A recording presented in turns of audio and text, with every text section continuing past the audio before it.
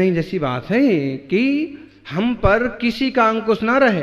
कभी कभी हम कहते कि पिताजी का अंकुश नहीं चाहिए, पापा बीच में मत बोला करो, ठीक है ना, या पिताजी आप अपने रूम में ही चुपचाप बैठो, हमारे व्यापार में दखल नहीं देना, ठीक, अंकुश नहीं चाहिए।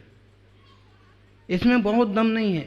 इसमें तो ये भी संभव है कि पिताजी को अनुभव है, उस आधार से आपको कुछ भली बातें भी बता दें, और तुम्हें उनकी भली बात सुनना भी पसंद नहीं है, तो आप भले इस अंकुश को हटाओ, लेकिन इसमें कुछ भी तुम कोई बड़ा तीर नहीं मार रहे हो।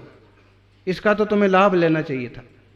माँ की बातों का, माँ के अनुभवों का बेटियों को लाभ लेना चाहिए कि संसार में क्या कर्म होते हैं और कैसे संसार चलता है और कैसे लोग ठगते हैं।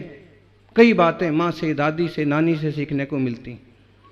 और हम अपने बड़े बुजुर्गों का अंकुश हटाना, वो कोई बुद्धिमानी नहीं है। बुद्धिमानी तो इसमें है कि हम अपने ही विकारों के अंकुश अपने से हटाएं।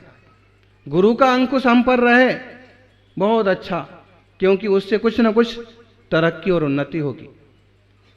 समाज के वरिष्ठ जन का अंकुश रहे, अच्छा, अनुभव है। लेकिन हमारा अपने पर किसी और विकार का अंकुश ना हो। होता है कि कोई वासना का अंकुश हम पर आता है और हम अपने से कटने लग जाने, अपने बालों से कटने लगते। नहीं, उस अंकुश से बचिए, उस दूसरे नियंत्रण से। आत्मनियंत्रण में आओ। देखो, परतंतो पदत्थि, जो पदार्थ में समर्पित है, पदार्थ के लिए समर्पित है, पदार्थ भावना में जीता है, वो परतंत्र है। क्या भाई साहब, बिना गुटखा के नहीं जी सकते आप, और जो त्याग कहो महाराज जी हम छोड़ देंगे, लेकिन गुटखा नहीं छोड़ सकते। अब तुम गुटखा ही नहीं छोड़ सकते हो तो और क्या छुड़वाएं तुमसे, बोलो। गुटखा और बीच में से निकालो टा,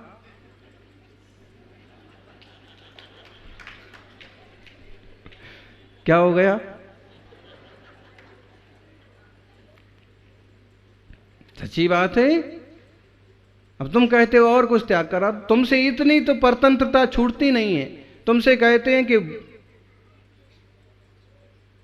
कभी शराब नहीं पीना, मांस नहीं खाना, और ये तो बहुत सारे लोग नियम पालते हैं। लेकिन हम कहेंगे ना, एक कोल्ड ड्रिंक्स जो है ना, ये भी शराब से कम खतरनाक नहीं है। क्या?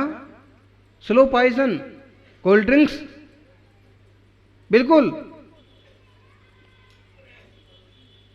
एक हमने घटना पढ़ी थी, बड़वानी के पास एक खेत में काम कर रहा था किसान, और उसने देखा कि तरह तरह के कीटाणु लग रहे हैं, और उसने उपचार किए। उसकी जो सीखा था कि किस चीज़ से किस टाइप के कीटाणु पैदा नहीं होंगे, दवाइयाँ डाली। लेकिन फिर भी खेत पर गया था तो वो एक बोतल लेके गया था कोका कोला की, कि वहीं बैठ के आराम से पिएंगे। और उस थोड़ा सा पिया, लेकिन उसको टेंशन खत्म नहीं होता। क्या करें?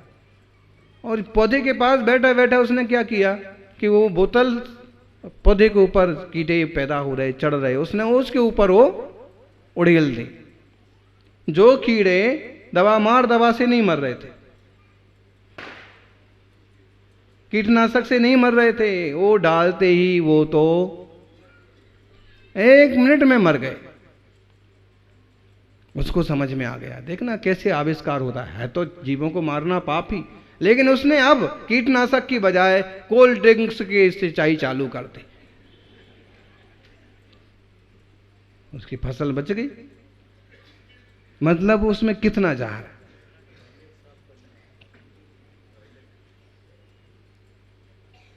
विदेशों में तो इन चीजों पर बैन है, और टॉयलेट साफ करने के लिए बढ़िया साधन है ये।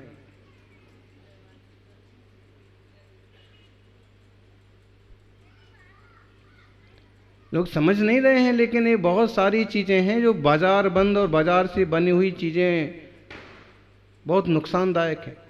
और महंगी कितने ही वो नए विज्ञापन दे दे करके वो बाजार में वापस आ जाए, लेकिन very dangerous food. 2 minutes noodles खतरनाक है, निकोटिन जैसी चीज है उसमें। बाजार की जो कोई चीज खाने जैसी नहीं है। क्योंकि हमारे कहने का विषय है कि परतंतो पदत्तति, पदार्थ के प्रति पराधीनता। ऐसी कैसी पराधीनता? तुम बोतल भी नहीं छोड़ सकते, गुटखा भी नहीं छोड़ सकते, बाजार का खाने नहीं छोड़ सकते हैं? पता नहीं पड़ रहा है कि इसमें क्या मिला है और कहां से आ रहा है, और तुम खाए जा रहे हो। तबीयत बिगड़ेगी। कम से कम शरीर का ही ख्याल कर लो। लेकिन पदार्थ की ऐसी पराधीनता कि बीड़ी पीना है तो पीना है, छुप छुप करके। अरे क्या ऐसे कर्म करना, क्या फायदा रखा? पदार्थों की पराधीनता छोड़ो। अरे ज्ञानी मुनिराजों का जीवन देखो, ये तो भोजन की भी पराधीनता छोड़ देते हैं। पदार्थों की पराधीनता, वस्त्रों की पराधीनता, और यहां तक कि सारे साधन छोड़ देते। पराधीनता छोड़ो, क्योंकि वह व्यक्ति ऐसा होता है, किसी तरह की वासना, किसी तरह की पराधीनता जीवन भर के लिए पंगु बना देती है, जीवन भर के लिए पीछे धकेल देती है। इसलिए किसी तरह की पाप की पराधीनता, वासना की पराधीनता, किसी व्यसन की पराधीनता मत लगने दो। ताश के पत्ते खेलते खेलते ही आदमी जुआरी बन जाता है, उसको पता भी नहीं पड़ता। बीड़ी के पड़े हुए अड्डे पीते पीते ही वो चैन स्मोकर बन जाता है।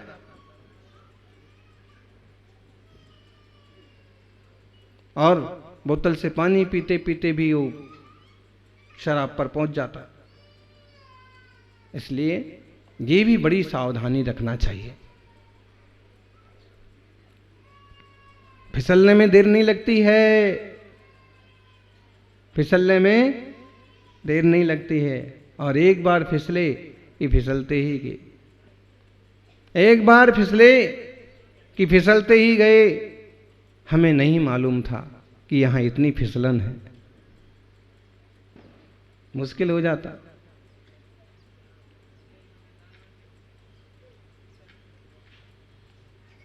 आप लोग तो संस्कारित जीव हैं, और नहीं तो कोई एक दो कोई उलझे हैं, उलझ चुके हैं, उनसे पूछना कि क्या हाल होता है। शुरू शुरू में तो मजा लगा, शुरू शुरू में तो मस्ती लगी, और फिर जैसे उलझना चालू हुआ तो किसी को मुंह दिखाने के लायक भी नहीं रहे। तरह तरह के भय पैदा हुए, और फिर आत्महत्या तक की नौबत आ जाती है। अब किसको क्या बोले, जब खोटे रूप से दबाव पड़ते हैं, क्लेश पैदा होते हैं। इसलिए नहीं, सात्विक सीधा साधा जीवन, स्वतंत्र जीवन। माँ बाप ने कह दिया, सुन लिया, मान लिया, गुरुजनों के मार्गदर्शन में चलना, शांति का जीवन जीना। परतंतोपदत्तति जनतेव क्रिया हवे। और जो ऐसा पराधीन है ना, उसकी क्रिया यंत्र के समान होती है, यंत्र के समान। उसको खुद ही पता नहीं पड़ता कि हम क्या कर रहे हैं। पिए जा रहे हैं, पिए जा रहे हैं, और फिर मुझे पीने का शौक नहीं।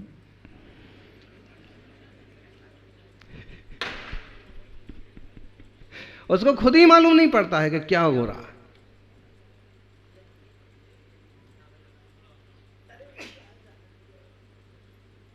होता है कुछ लोग ना बोले कि महाराज जी जब तक मुंह में पाउस ना डालें तब तक पेट भी साफ नहीं होता। तो मैं त्याग तो करना चाहता हूं, लेकिन जब मैं पेट साफ करने के लिए बस आप 2 पाउच की छूट दे दो। ये पराधीनता यंत्र के समान हो गई क्या? वो यंत्र के समान क्रिया, मशीन को जो टाइम पर चाहिए, जितने टाइम पर ऑटोमेटिक वो लगेगा।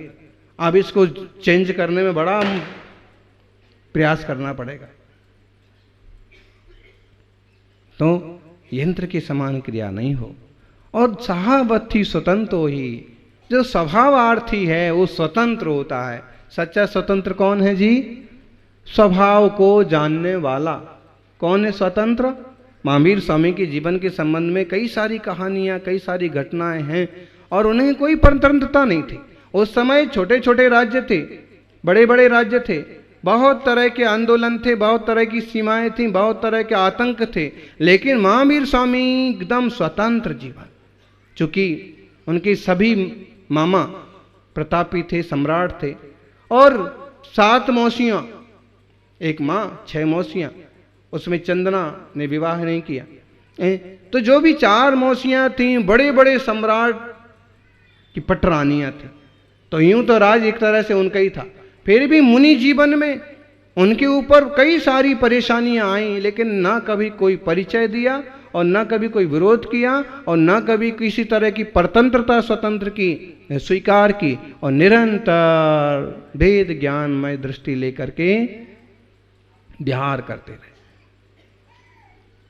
क्यों? स्वभावार्थी, वे स्वभाव को पा लेने वाले थे।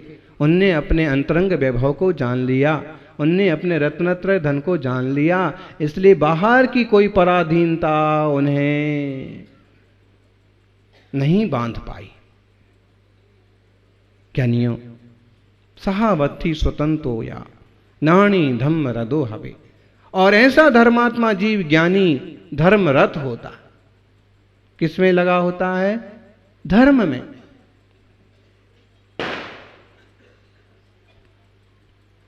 ये पटाखे फोड़ रहे हैं और जो पटाखे फोड़ते हैं ना, वो भी पटाखे की थटाई ही फटफटाते हैं।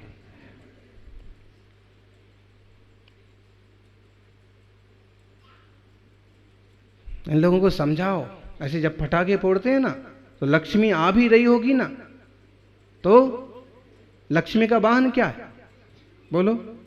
लक्ष्मी का वाहन उल्लू है। और लक्ष्मी किस पर सवार होती है? उल्लुओं पर सवार होती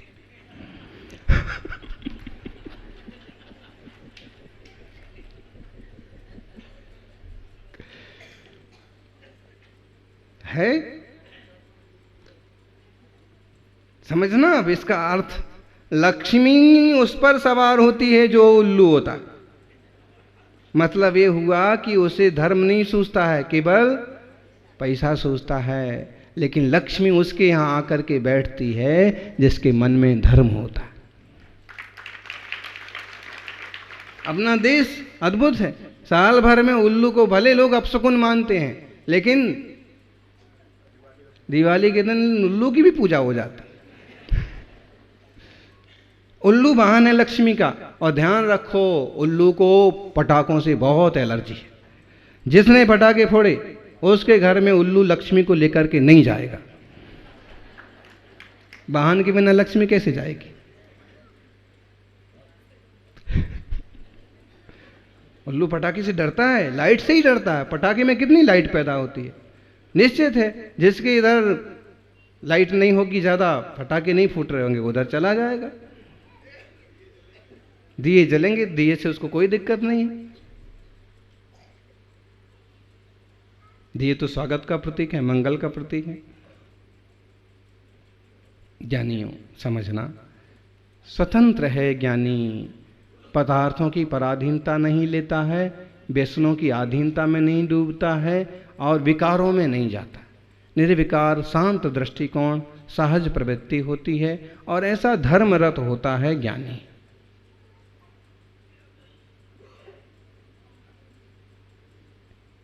इसलिए भगवान को दोष देना बंद करो, अपने आप को समझो, सुधारो। एक व्यक्ति कह रहे थे, एक संत के पास पहुंचे और भगवान ने ऐसा कर दिया, भगवान ने वैसा कर दिया और भगवान तो बहुत अन्यायी है।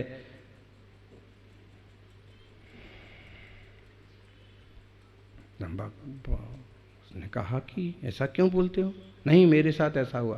उन्होंने कहा चलो मेरे साथ। उन्होंने जाके दिखाया कि गुलाब का बगीचा है, देखो। उसने कहा बहुत सुगंधित फूल है, अच्छा लग रहा है। उन्होंने कहा और आगे चलो। आगे गए तो देखा तंबाकू का बगीचा है, बदबू आ रही है, तंबाकू गंध आ रही है, रुकने को मन नहीं हो रहा, बेचैनी हो रही है, सड़े हुए पत्ते पड़े हैं तो और ही अजीब लग रहा है।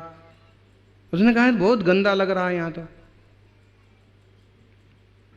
संत ने कहा कि पानी बरसा था, पानी दौरों के ऊपर बराबर बरसा, लेकिन जिसने बीज बोए थे गुलाब के, उसे गुलाब के पौधे, गुलाब के फूल मिले, और जिसने बीज बोए थे तंबाकू के, उसके लिए तंबाकू मिला। जैसे बादल मेघ किसी तरह का भेदभाव नहीं करते हैं, ऐसे ही बोले भगवान भी भेदभाव नहीं करते। तुम बीज बोते हो, उसका फल तुम्हें मिलता। इसलिए अच्छे बीज बोना, अच्छी प्रवृत्ति करना। महावीर प्रभु जैसे भव के पार हो गए, वैसे अपन भी भव के पार जाएं, उनके पद चिन्हों पर चलें। उन्हें जो प्रकाश दिया है, प्रकाश दे के गए हैं, ज्ञान प्रकाश दे के गए, जो उनको देने लायक था वो सब दे के गए, और इसीलिए हम उनकी पूजा करते हैं, इसीलिए ही हम उनकी पूजा करते हैं। वो महावीर हैं और भगवान हैं और प्रभु हैं, इसलिए नहीं करते क्योंकि वो तो हैं। उसमें हमारा क्या? उसमें हमारा ये लाभ है कि उनने जो जैसे पाया उसका रास्ता बता के गए हैं, और रास्ता बताया इसलिए हम उनका थैंक यू करते हैं, धन्यवाद करते हैं। और धन्यवाद की हमारी पद्धति है कि हम अर्घ चढ़ाते हैं, लाड़ू चढ़ाते हैं, अभिषेक करते हैं।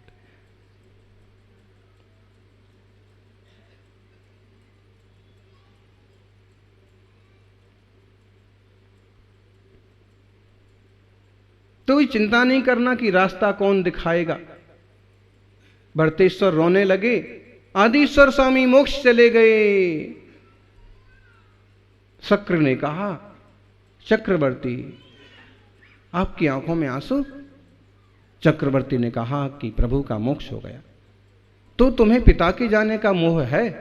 नहीं, मुझे पिता के जाने का मोह नहीं, मुझे इस बात का विकल्प है कि अब धर्म कौन सुनाएगा। इंद्र ने कहा कि धर्म कौन सुनाएगा, उन्हें तो मोक्ष हो गया, लेकिन जो जो मंगलमय दिव्य ध्वनि में उन्होंने कहा, यदि हम वही स्वीकार करेंगे और उससे चलते रहेंगे तो हम भी वैसे सिद्ध हो जाएंगे, शुद्ध हो जाएंगे। इसलिए भगवान धर्म सुनाने के लिए नहीं रहे, लेकिन वो जो कहना था वो कह के तो जा रहे हैं। तुमने जो कुछ कहा, तुमने जो कुछ कहना चाहा कहा, किंतु वे शब्द खो गए, समझ पाए ना अर्थबोध को, इसलिए वे अगम हो गए। जो कहना था उनने कहा और हम नहीं समझ पाए, इसलिए वो हमारे लिए अगम हो गए। फिर भी अपन प्रयास करें और जिनवाणी को चित्त में धारें, ऐसी मंगलमय भावना। जय बोलिए 24 तीर्थंकर भगवान की।